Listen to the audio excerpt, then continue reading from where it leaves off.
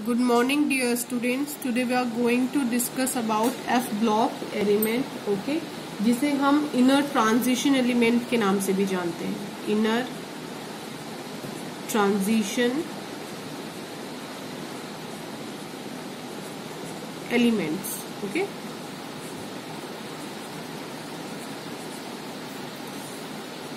बच्चों, जो elements F block element की कैटेगरी में आते हैं, उन एलिमेंट्स में जो लास्ट इलेक्ट्रॉन होता है, लास्ट इलेक्ट्रॉन वो n-2 एफ सबशेल में एंटर करता है, ओके.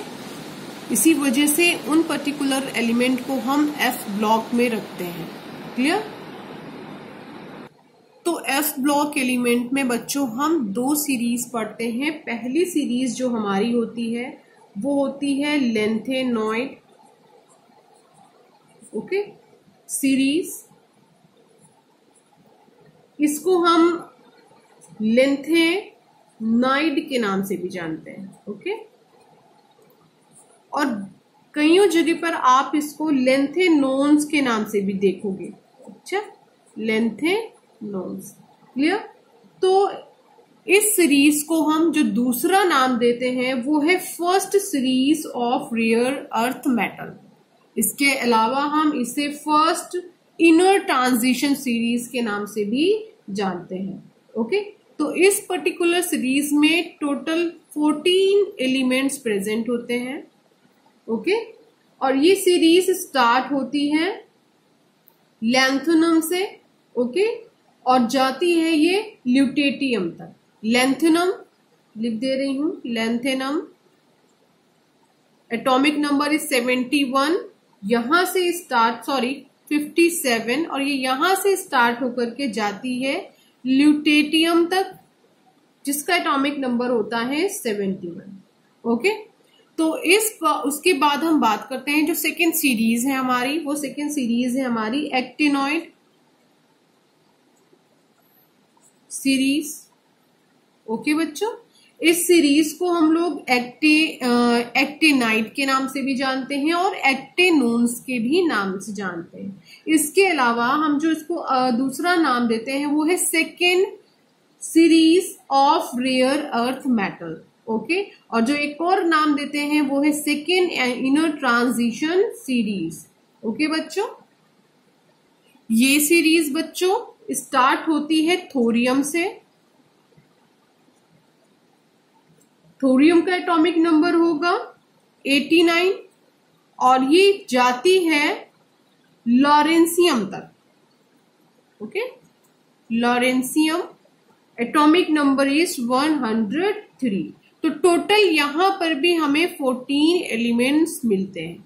तो 14 + 14 = 28. तो एफ ब्लॉक एलिमेंट में टोटल नंबर ऑफ एलिमेंट कितने हैं? 28 है, ओके. और इनको दो सीरीज में डिवाइड किया गया है, lanthanoids and actinoid series. Clear? अब हम बात करते हैं लेंथेनॉइड सीरीज में कुछ और इंपॉर्टेंट बातें. जो लेंथेनॉइड सीरीज है ये ग्रुप 3 से बिलोंग करती है, और ये भी ग्रुप 3 से बिलोंग करेगी, ठीक है. यानी जो स्टार्ट हो रही है ये ग्रुप 3 से स्टार्ट होती है, ये भी ग्रुप 3 से स्टार्ट होती है, ठीक है. लेकिन यहां पर जो हमारा पीरियड होता है वो होता है 6. हमेशा याद रखिएगा, लेंथेनॉइड सीरीज कवर करती है 6 पीरियड को, और हमारी एक्टिनॉइड सीरीज कवर करती है पीरियड नंबर 7 को, ओके.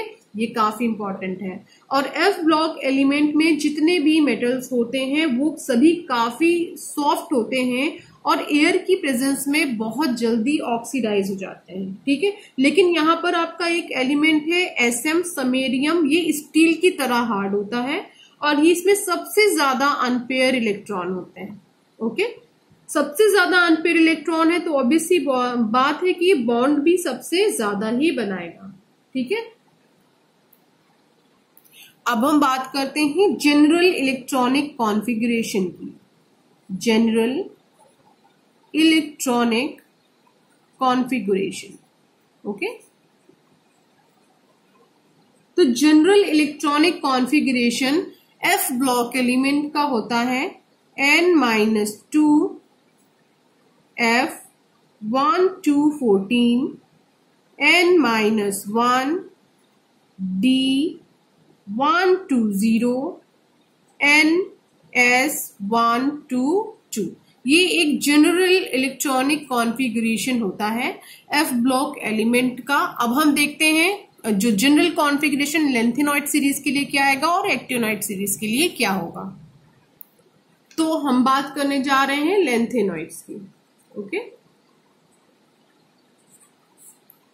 तो लेंथेनॉइड्स का जनरल कॉन्फ़िगरेशन हमें क्या मिलेगा। आप देखिए, एक जनरल कॉन्फ़िगरेशन अभी मैंने ये लिखा हुआ है, एन की जगह पे आप नंबर ऑफ पीरियड को पुट करो।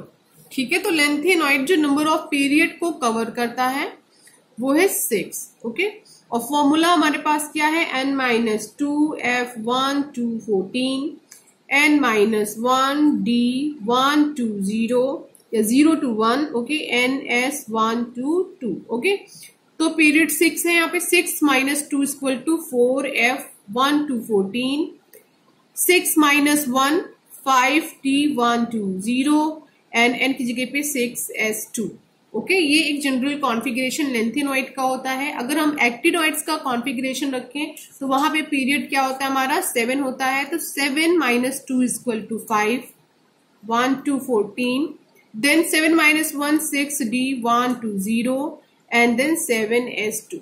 तो ये जनरल कॉन्फ़िगरेशन हमें देखने को मिलता है।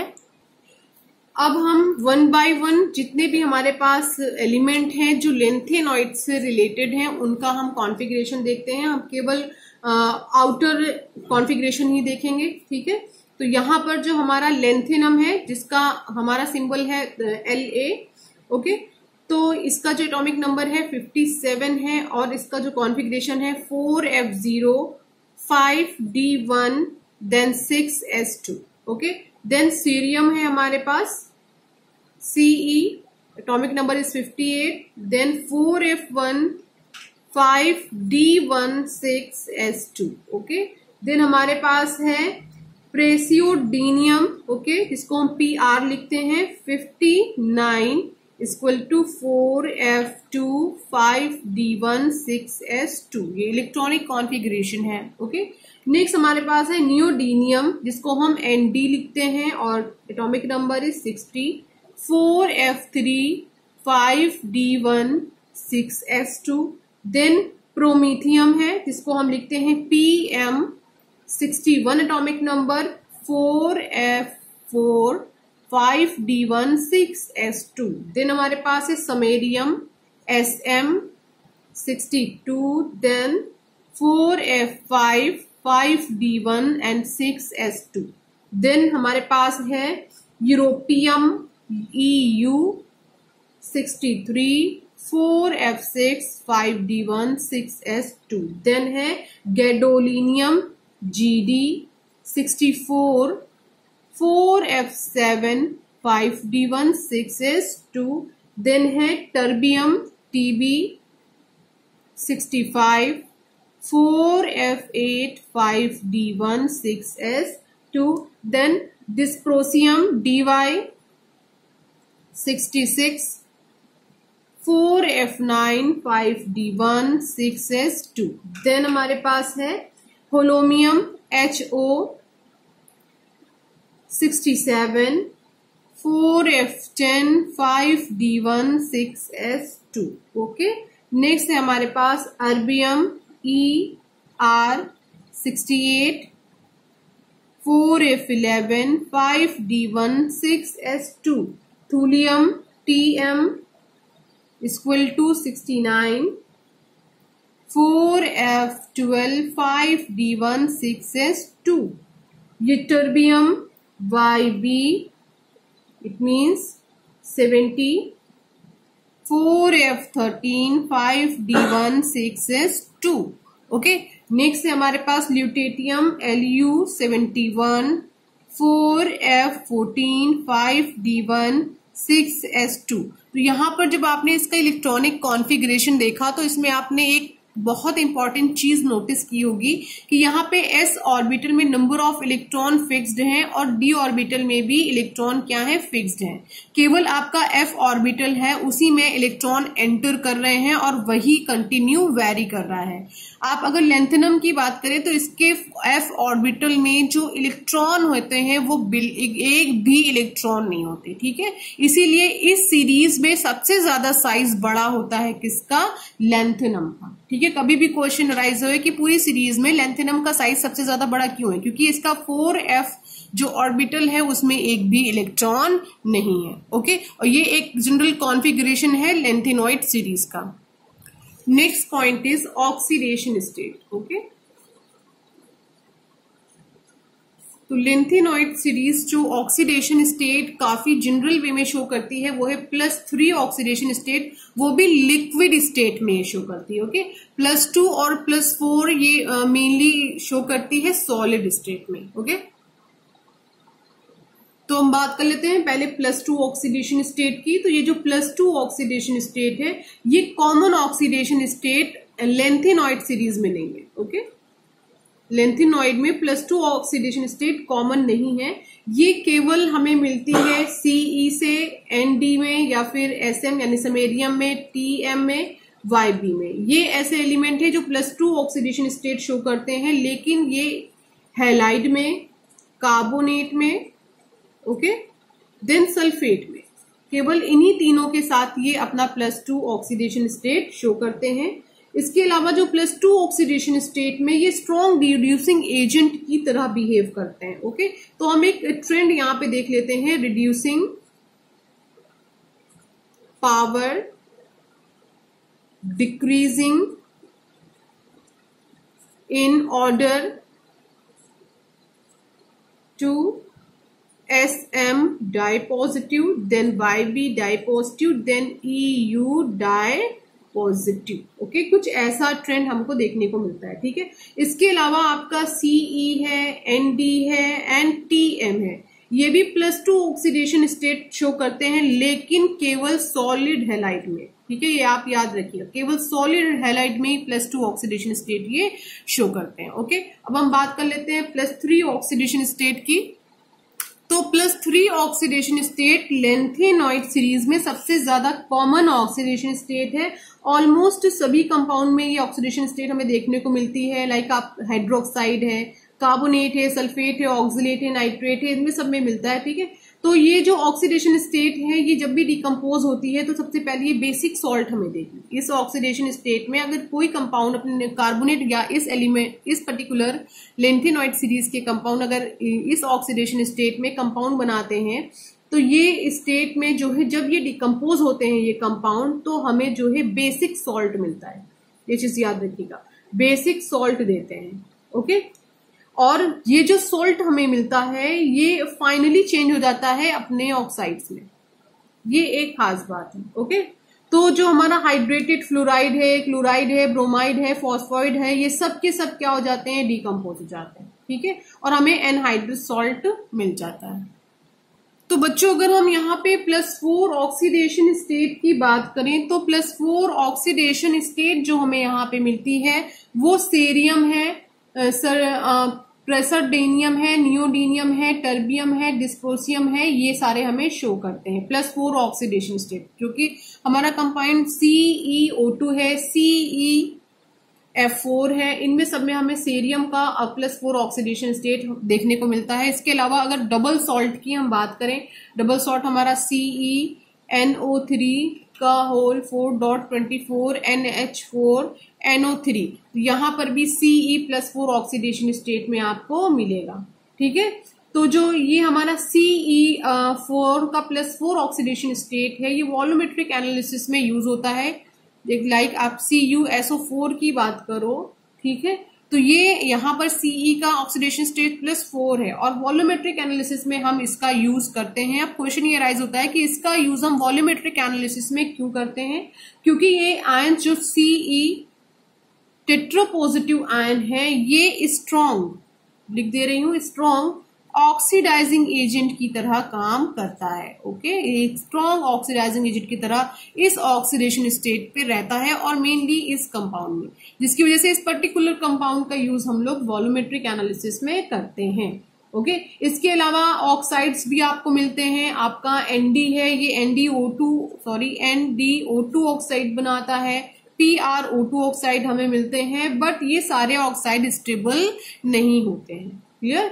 अगर आप डिस्प्रोसियम की बात करें तो +4 ऑक्सीडेशन स्टेट डिस्प्रोसियम हमें कंपाउंड CS3DYF7 में देता है, जो कि काफी कॉम्प्लिकेटेड कंपाउंड है। ये आपको हायर एजुकेशन में मिलेगा पढ़ने के लिए। ओके, अब हमारा जो नेक्स्ट पॉइंट है वो है एटॉमिक साइज। एटॉमिक साइज, और एटॉमिक साइज की बात आई तो मैं यहां पे पढ़ना होगा लेंथेनॉइड कंस्ट्रक्शन। ओके, तो फर्स्ट ऑफ ऑल हम क्या करते हैं, लेंथेनॉइड कंस्ट्रक्शन का डेफिनेशन देख लेते हैं। ओके, तो क्या होगी शॉर्ट वे में, कभी आपसे कोई पूछ ले व्हाट इज लेंथेनॉइड कंस्ट्रक्शन, तो आप क्या बोलोगे, the decrease in ionic radii from Cu tripositive to La tripositive to Lu tripositive due to imperfect shielding or 4f electron from nuclear charge। Okay,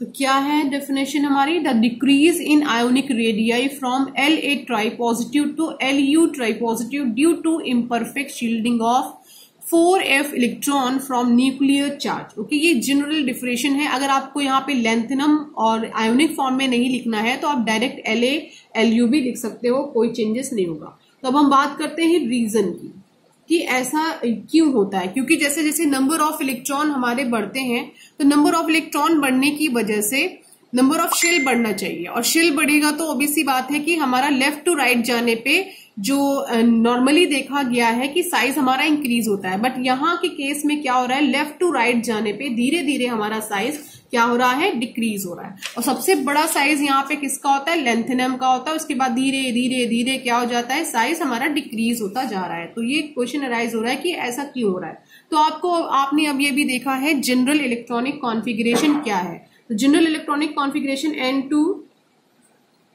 F1 2 14 है, देन N-1 D0 to 1 है, and then 4s1 to 2 है। ये general lanthanide series का general electronic configuration है। और ये किस period से बिलोंग कर रहा था, पीरियड 6 से बिलोंग कर रहा था। तो हमें क्या समझ में आया, 4f1 to 14, then 5d1 to 0 या 0 to 1, कोई दिक्कत नहीं है, 0 to 1, then 6s1 to 2। Okay, तो ये है। तो यहां पर भी जो सबसे पहले होता क्या है कि जो हम इलेक्ट्रॉन का डिफरेंस देखें एस ऑर्बिटल में, हम देखेंगे बहुत जगहों पर आपको देखने को मिलेगा कि आपने पूरी सीरीज ही बना ली है। मैं सीरीज दिखा दे रही हूँ। इस सीरीज में आप देखिए इलेक्ट्रॉन का जो डिफरेंस है वो यहाँ पर नहीं आया। 6s ऑर्बिटल में स्टार्टिंग से ही लेंथेनम से लेकर के आप ल्यूटेटियम तक आए, आपको 6s ऑर्बिटल में सारे के सारे एलिमेंट में 2 इलेक्ट्रॉन मिले। उसके बाद आप लेंथेनम से लेकर ल्यूटेटियम तक चलोगे 5d ऑर्बिटल में, ठीक है। तो अगर इसकी ऑक्सीडेशन स्टेट चेंज भी हो जाएगी तो भी आपको या तो 0 या फिर 1 इलेक्ट्रॉन ही मिलेगा, कोई चेंजेस यहाँ पे देखने को ज्यादा आपको नहीं मिलेगा। यानी 5d और 6s में आपको कोई खास चेंजेस देखने को नहीं मिलते। सबसे ज्यादा चेंजेस आपको 4f ऑर्बिटल में देखने को मिलेगा, यानी 4f सबशेल में सबसे ज्यादा चेंजेस आपको देखने को मिलेंगे। यही वजह है कि यहाँ पे लेंथेनॉइड कंस्ट्रक्शन डेवलप हुआ है। तो सबसे आउटर यानी कि अगर वैलेंस शेल की बात करें तो यहाँ पे वैलेंस सेल यानी आउटर सेल कौन सी है हमारी, 6s, उसके बाद होगी 5d, देन लास्ट में जो सबसे इनर शेल आपकी होगी वो होगी 4f। देखिए इसे बना दे रही हूं, ये पॉजिटिव का साइन है, आपका ये न्यूक्लियस है, इसके ये एक शेल हो गई, ओके, शेल क्या आप इसे सब शेल बोल सकते हो, ये दूसरी हो गई, और ये आपकी क्या हो गई है, तीसरी हो गई, ओके। तो जो सबसे आउटर शेल है, यानी आप इसको किस नाम से जानते हो, वैलेंस शेल के नाम से जानते हो, ओके। ये कौन सी है, 6s है, जहां पर फिक्स्ड है हमारे 2 इलेक्ट्रॉन, ओके। नेक्स्ट इसके जस्ट यानी वैलेंस शेल के जस्ट नीचे वाली शेल क्या कहलाती है, पेनल्टीमेट शेल। हमेशा याद रखिएगा इसका नाम क्या है, penultimate shell, okay.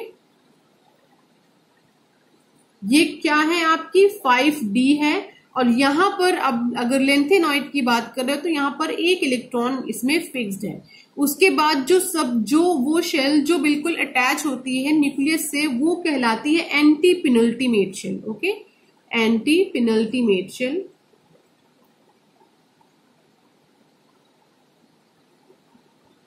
Okay, anti penultimate shell जो आपकी है बच्चों, ये कौन सी है, 4f है, और यहां पर number of electron left to right जाने पे सबसे ज्यादा चेंज होने वाले हैं।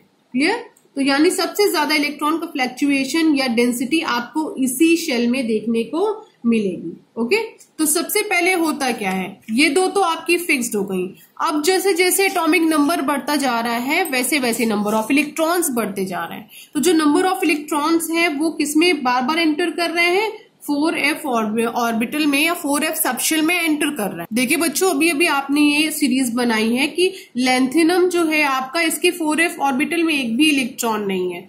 देन सीरियम में 1 है, 2 है, 3 है, 4 है, 5 6 कंटिन्यू टॉप टू बॉटम क्या होता जा रहा है, लास्ट में आके 14 पे रुकता है। यानी 0 से स्टार्ट हुआ है, कहां पर आकर के रुक गया है, 14 तक ये गया हुआ है। ओके, तो बच्चों जैसे जैसे नंबर ऑफ इलेक्ट्रॉन इंक्रीज हो रहा है, सपोज कि आपके पास लेंथेनम के f ऑर्बिटल में तो एक भी नहीं था, लेकिन जब बात आती है सीरियम की तो एक इलेक्ट्रॉन यहां पर आ जाता है। ठीक है, जब एक इलेक्ट्रॉन यहां पर एंटर कर गया है तो उस इलेक्ट्रॉन को, जो वैलेंस 2 इलेक्ट्रॉन है, इनको शील्ड करना चाहिए। ठीक है, लेकिन ये इसको प्रॉपरली शील्ड नहीं कर पाएगा। क्यों नहीं कर पाएगा, क्योंकि यहां पर जो आपका f ऑर्बिटल है ये actually diffuse kind of shape को शो करता है। यानी ये क्या कर रहा है, डिफ्यूज काइंड ऑफ शेप को शो कर रहा है, जिसकी वजह से ये जो है इन ऑर्बिटल्स को शील्ड नहीं कर पा रहा है। यानी ये पुअर शील्डिंग इफेक्ट शो कर रहा है। ओके, इसके अलावा आप जैसे जैसे सीरीज में बढ़ते जाओगे, नंबर ऑफ इलेक्ट्रॉन्स क्या होते जाएंगे, बढ़ते जाएंगे, और सारे के सारे इलेक्ट्रॉन्स क्या करेंगे, पुअर शील्डिंग इफेक्ट को शो करेंगे। सारे के सारे पुअर शील्ड होंगे। ठीक है, तो अब होगा क्या, इलेक्ट्रॉन बढ़ रहे हैं, इसका मतलब क्या है, इलेक्ट्रॉन के साथ साथ नंबर ऑफ प्रोटॉन भी बढ़ रहा है। नंबर ऑफ प्रोटॉन यानी जो हमारा न्यूक्लियर चार्ज है वो भी क्या हो रहा है, बढ़ता जा रहा है। इलेक्ट्रॉन को शील्ड करना चाहिए आउटर इलेक्ट्रॉन्स को, लेकिन ये शील्ड नहीं कर पा रहे हैं जो अंदर फिल हो रहे हैं। लेकिन इनके फिल होने की वजह से जो हमारे नंबर ऑफ प्रोटॉन बढ़ रहे हैं, यानी जो पॉजिटिव चार्ज बढ़ रहा है, यानी जो न्यूक्लियर चार्ज हमारा बढ़ रहा है, वो क्या हो रहा है, कंटिन्यू इंक्रीज होता जा रहा है। ये पुअर शील्डिंग इफेक्ट शो कर रहे हैं, बट इसका चार्ज क्या होता जा रहा है, बढ़ता जा रहा है। तो अगर आपने प्रीवियस वीडियोस देखे होंगे तो मैंने आपको बताया होगा, इफेक्टिव न्यूक्लियर चार्ज की वजह से साइज हमारा क्या होता है, डिक्रीज होता है, और शील्डिंग इफेक्ट की वजह से जो साइज हमारा होता है वो क्या होता है, इंक्रीज होता है। ठीक है, तो यहां पर तो शील्डिंग तो कोई खास इलेक्ट्रॉन शो कर ही नहीं रहे, इलेक्ट्रॉन आउटर इलेक्ट्रॉन को शील्ड कर ही नहीं पा रहे, लेकिन जो इफेक्टिव न्यूक्लियर चार्ज है वो नंबर ऑफ प्रोटॉन बढ़ने की वजह से कंटिन्यू इंक्रीज हो रहा है। यानी जो ये force of attraction outer electron के ऊपर लगा रहे हैं, ये काफी ज्यादा लग रहा है। ये 1 by 1 क्या होता जा रहा है, बढ़ता जा रहा है। जैसे जैसे इलेक्ट्रॉन्स 4f ऑर्बिटल में बढ़ते जा रहे हैं, वैसे ही 1 by 1 करके हमारा जो इफेक्टिव न्यूक्लियर चार्ज है वो भी बढ़ता ही जा रहा है। और इफेक्टिव न्यूक्लियर चार्ज बढ़ने की वजह से साइज हमारा क्या होता है, डिक्रीज होता है।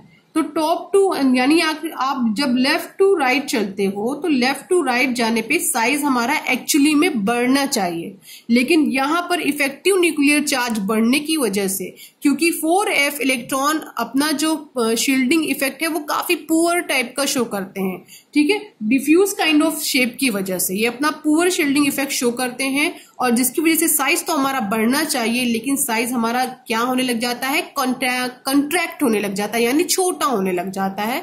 और इस तरह लेफ्ट टू राइट जाने पर जो एबनॉर्मलिटी ये हमें दिख रही है इसी को हम लेंथेनाइट कंट्रैक्शन के नाम से जानते हैं। ओके, तो यहां पर देखिए बच्चों, लेंथनम की अगर हम बात करें तो इसके जो है एफ ऑर्बिटल में तो एक भी इलेक्ट्रॉन नहीं है, तो सबसे बड़ा साइज क्या है, इसका है, क्योंकि एक भी इलेक्ट्रॉन नहीं है तो इलेक्ट्रॉन में शील्डिंग की तो कोई बात ही नहीं है, लेकिन इफेक्टिव न्यूक्लियर चार्ज भी तो ये कम शो कर रहा है F6s इलेक्ट्रॉन्स के ऊपर, ठीक है, तो इसका साइज सबसे बड़ा। उसके बाद एक इलेक्ट्रॉन आया तो न्यूक्लियस में हमारा जो पॉजिटिव चार्ज है वो बढ़ गया, यानी इफेक्टिव न्यूक्लियर चार्ज ओवरऑल हमारा बढ़ गया, तो इसने आउटर जो है जो इलेक्ट्रॉन्स हैं उनको फोर्स ऑफ अट्रैक्शन ज्यादा लगाया, तो साइज हमारा थोड़ा छोटा हो गया।